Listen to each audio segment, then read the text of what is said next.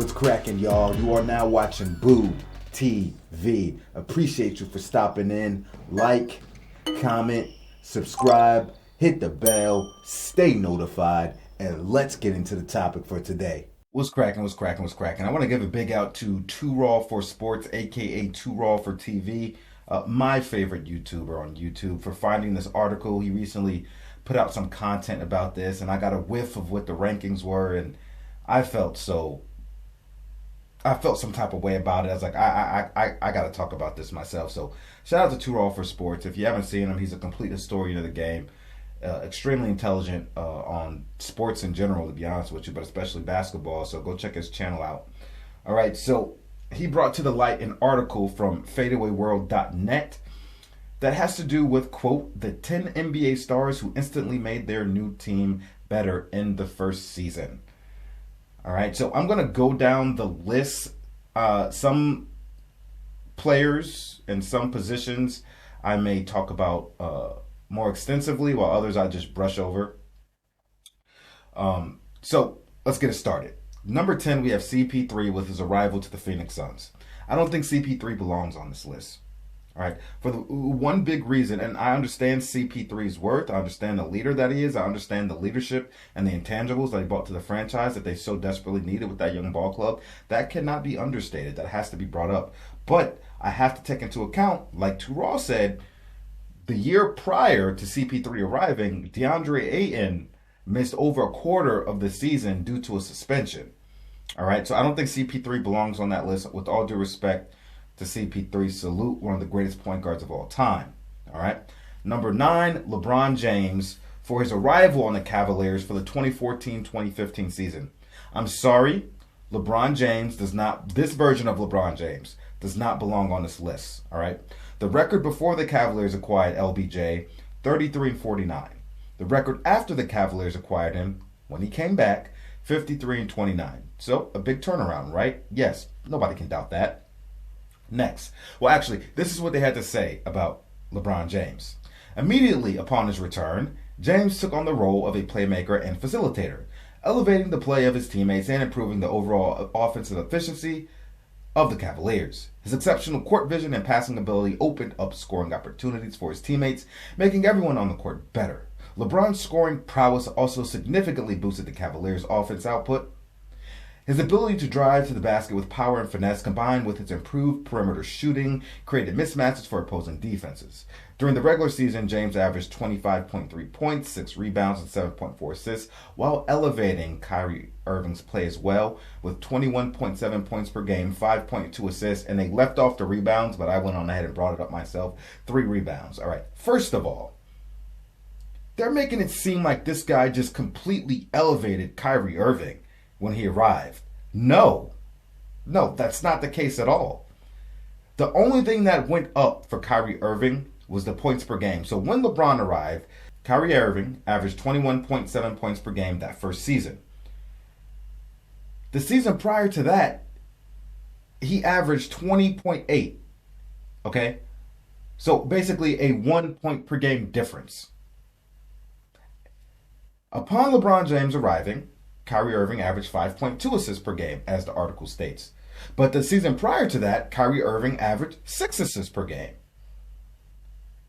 3 rebounds when LeBron James arrived, as opposed to 3.2 rebounds. Now, if you're breaking it down to the decimal points, but whatever. But ultimately, his assists and his rebounds went down since LeBron James came to the ball club. So this notion that he just turned Kyrie into some magnificent player is not true. Okay, and the big thing this article is leaving off is that acting like LeBron James was the only cog added to this whole thing. They're completely leaving out the fact that LeBron James and all-star Kevin Love joined the team at the same time. LeBron did not come over by himself. He was joined by Kevin Love, who at the time was a better basketball player than Kyrie Irving. See, Too Raw brought up the fact that a lot of you young people just think Kyrie Irving was some scrub. And, you know, that version that we saw, not Kyrie Irving, Kevin Love. A lot of you young bucks think Kevin Love was some type of scrub.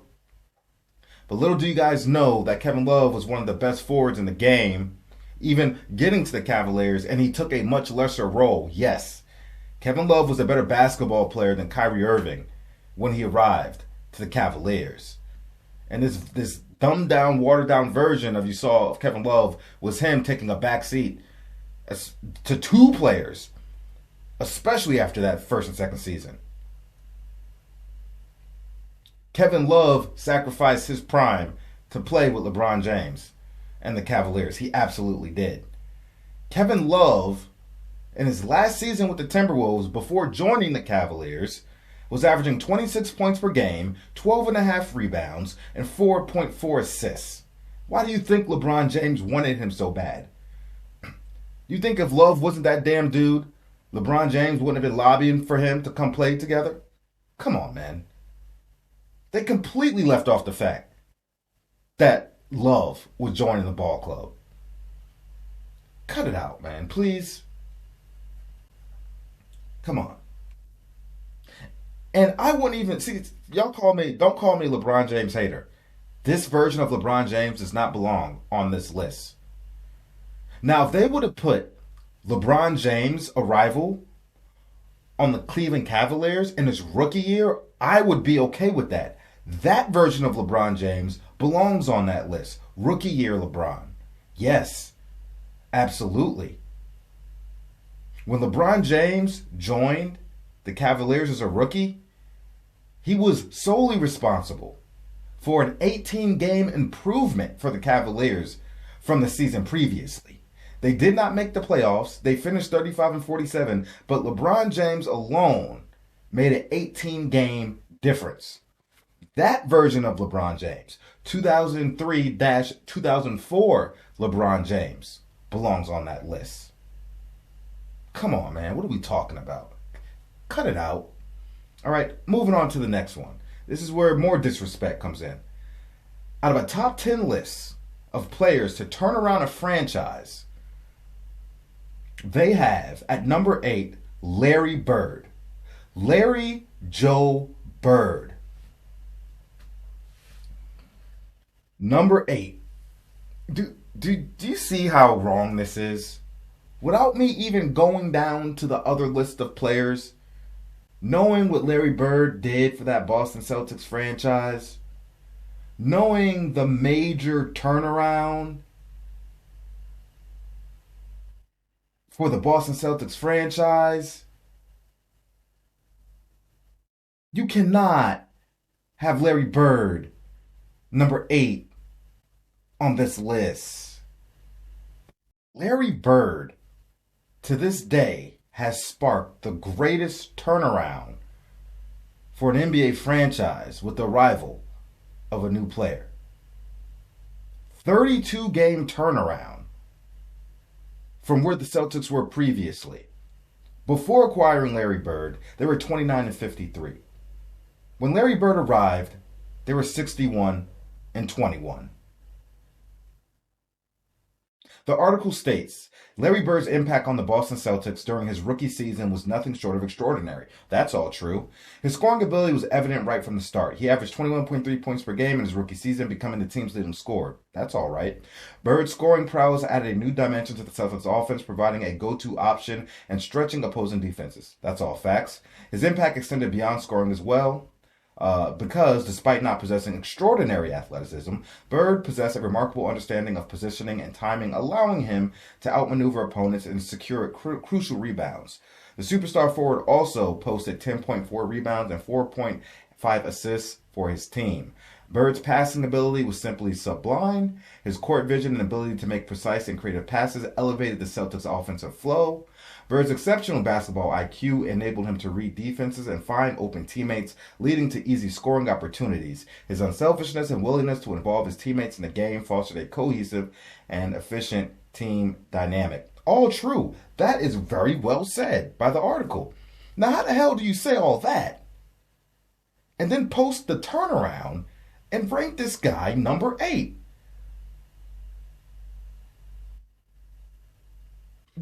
Am I wrong? Or is not the title of your article 10 NBA stars who instantly made their new team better in the first season, and you are ranking them from worst to best out of that top 10, and you got Larry Bird number 8. You know what?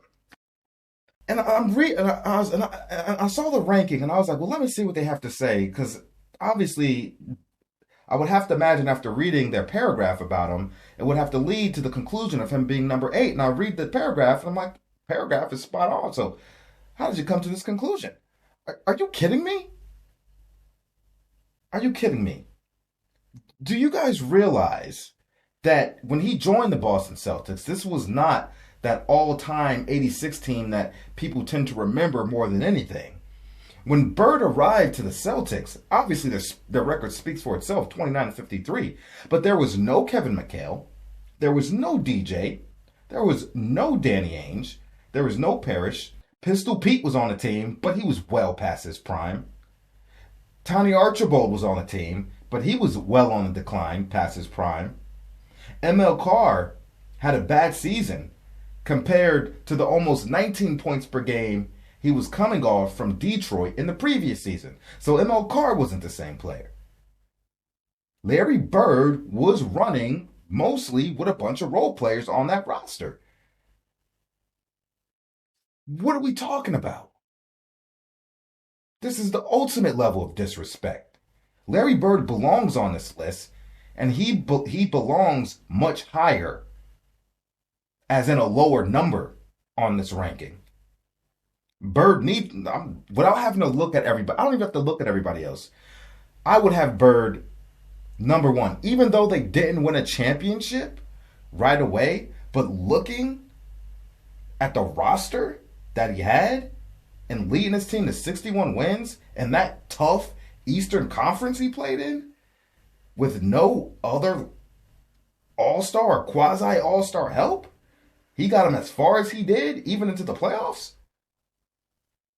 That cannot be understated. I'm sorry. I would personally, even though he didn't win a championship, I would have Bird number 1. At worst, number 2. I'm sorry. I am sorry. This is wrong. All right? This will freak you out even more. So ahead of Larry Bird, another guy that arrived to the Celtics, ahead of Larry Bird, at number 7, they have Kevin Garnett. Kevin Garnett. Before the Celtics acquired KG, 24-58 after 66-16. Okay? I'm not even going to read the paragraph they put out about Kevin Garnett. But did they just not consider that Ray Allen joined the team with Kevin Garnett to give Paul Pierce backup? As well as bringing in some pretty damn good dynamic role players and restructuring that team? Are we just going to forget that? It was not KG alone. There was already an all-star there with Paul Pierce, and another all-star came over with Ray Allen. And yes, these guys weren't the absolute prime version of themselves. I can understand that. But they were still 3 all-star caliber players. Still coming together. I'm not saying that each 3 of these guys were at the peak of their powers. They weren't. They weren't. But he doesn't belong on this list. No. No, no, no, no, no, no, no, no, no. He was joined with Ray Allen and the company Paul Pierce. How could you put this ahead of Larry Bird? What is this? This is garbage. This is garbage. Okay. This one is even more egregious than the Kevin Garnett. Get this. Number 6. LeBron James makes the list again. You see what this BS LeBron James narrative they keep putting out? This time, when he put together the Heatles, the big 3. You know what I'm talking about, right? Not 1, not 2, not 3, not 4. Out here dancing on a stage in front of the arena looking like a whole ass clown with Dwayne Wade and Chris Bosh. Come on, man. Record before acquiring LeBron James, 47-35. So they weren't even a bad squad. They were a decent squad. Record after the Heat acquired LeBron, 58-24. The turnaround isn't even as big enough as it should be, considering the fact that they added LeBron James and Chris Bosh and started restructuring that bench with good role players. All right, this is what the paragraph had to say about Bron. After spending the first 7 seasons of his career with the Cavs, LeBron James entered free agency in the summer of 2010. His decision to explore other options generated widespread speculation and anticipation throughout the NBA community. During that offseason, LeBron James, along with fellow All-Star Chris Bosh, announced their intentions to join the Miami Heat. The duo would be joining forces with the Heat's established superstar Dwayne Wade. Oh, I'm glad they said that, forming a big three that was set to reshape the landscape of the league. The decision sparked controversy and heated discussions as fans and media debated the implications of superstars joining forces and the perceived impact of competitive balance. James faced backlash from some fans in Cleveland who felt betrayed by his departure from the Cavaliers.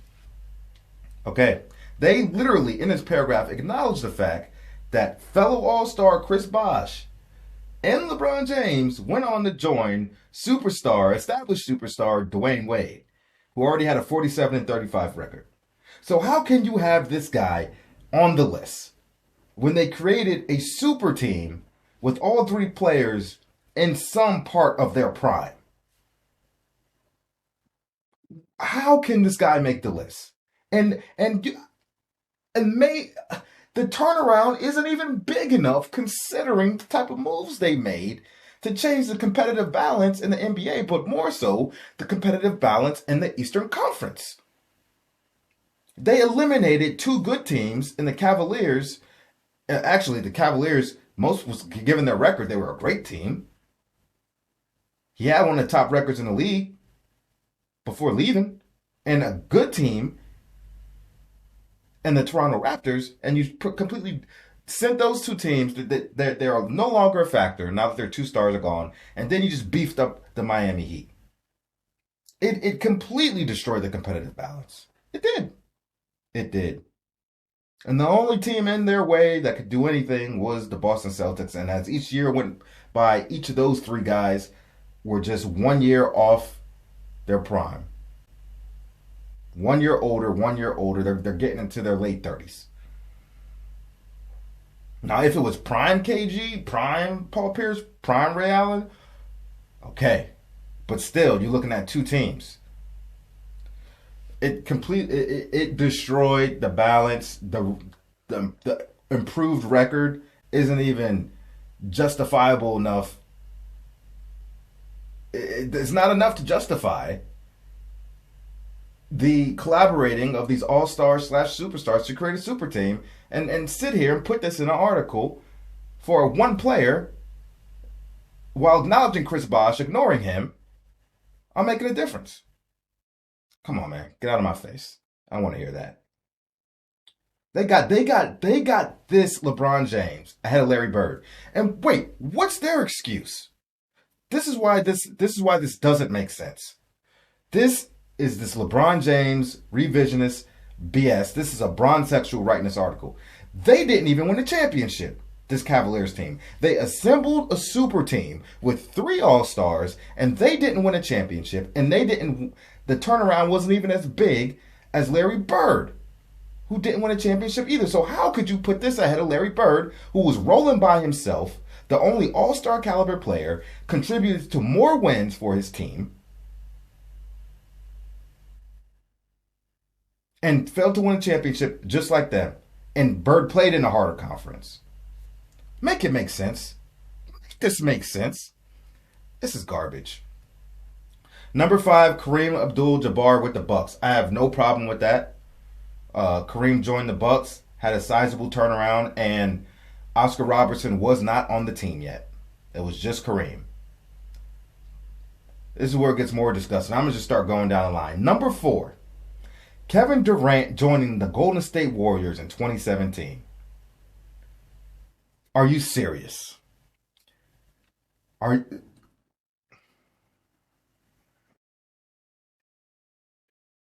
Kevin Durant, before the Warriors acquired KD, 73-9. After, they were 67-15. So first of all, they had already achieved the greatest regular season record in NBA history.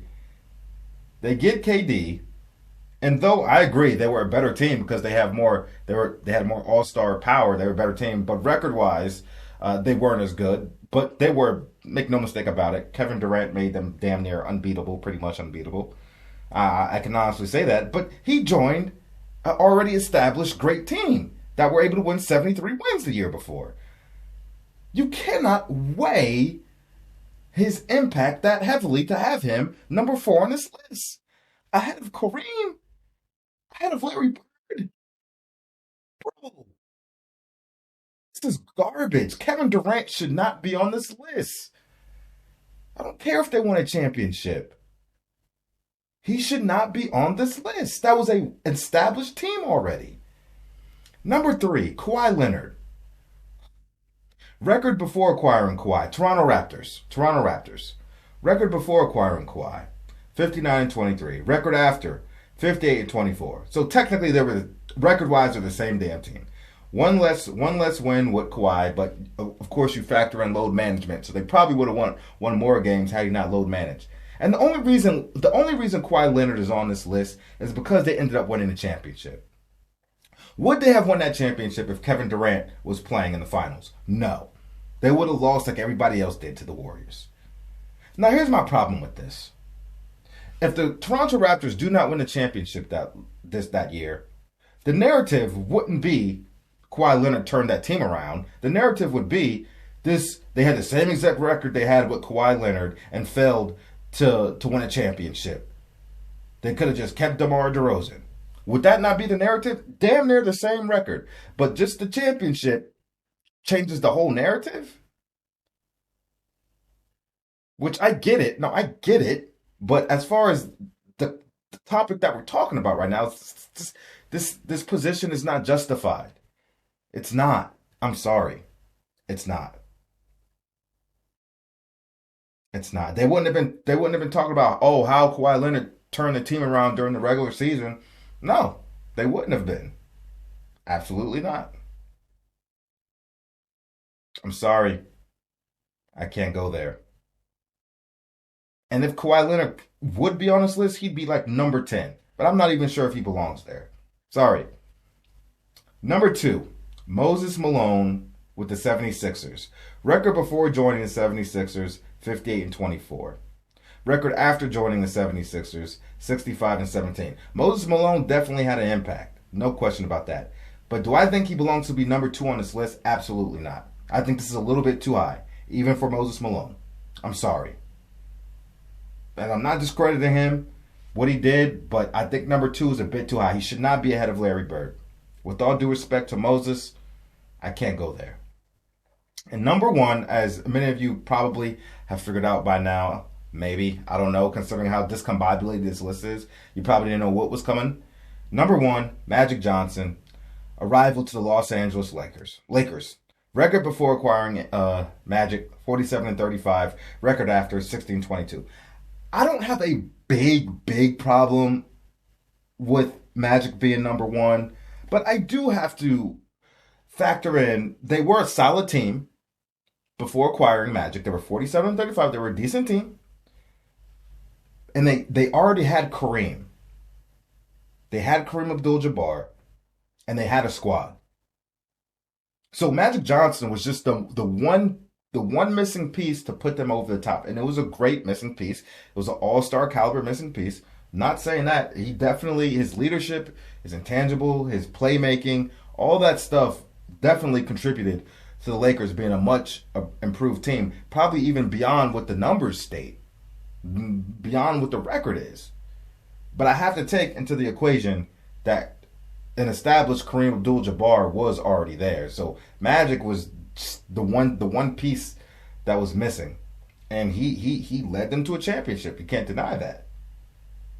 You can't deny that. So I don't have a big problem with Magic being number 1, but I would have to put Bird number 1 just because when I'm looking at what Bird was working with as opposed to what Magic Johnson was working with, I'm taking that into account. And I'm also taking into account the much harder conference Bird was in, plus working what he was working with, versus the conference Magic was in, working what he was working with. And so I don't have a, like, I wouldn't even really put up a big argument. That's my opinion. I would put Bird number 1 and probably Magic number 2. But I understand championships changes the narrative. And I get that. I get that. Because if The Lakers probably don't win that championship. Well, I was gonna say if they don't win that championship, uh, I was gonna say they might put Bird ahead of Magic. I was like, obviously they're not because Bird is number 8. So maybe if they don't win that championship, they might have Moses Malone, Kawhi Leonard, Kevin Durant, Kareem, LeBron James, and Kevin Garnett ahead of Magic Johnson. This list makes no sense. The logic is everywhere. Man. And like I said, don't you dare call me a LeBron James hater because I said rookie LeBron James deserves to be on this list. But these two versions of LeBron James that they have on this list, absolutely not. No. Anyway, I'm done. That's all I got to say about it. Y'all let me know what you think about it. Sound off. Y'all sound off. What would your list be? Do you agree with me about Larry Bird's position is egregious? Do you agree with me that the two versions of LeBron James that they have up here shouldn't be on the list at all, let alone where they're ranked? Do you agree with me about Kevin Garnett, Kawhi Leonard? Let me know.